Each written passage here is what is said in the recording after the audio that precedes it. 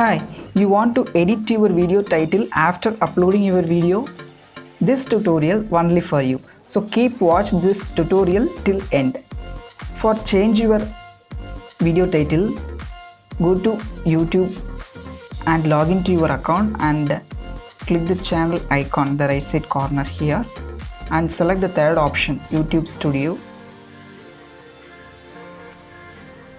In this tab, select the content, second one. All of your uploaded videos are available in this section, so you can choose which video's title you want to change.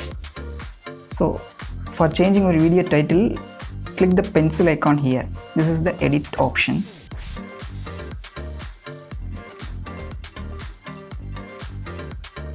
You see this section?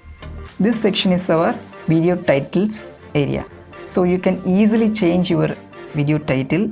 If you made any changes on your title, you must click the save button, because I click the save, because without save anything, the settings are not appear on your channel.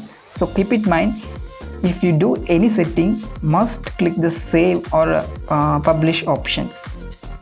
So I think this video is very helpful to you. So don't forget to like this video and comment below what are the topics you want to know, and share this video to new YouTubers, and subscribe the channel now to support me, and also you get more help from me.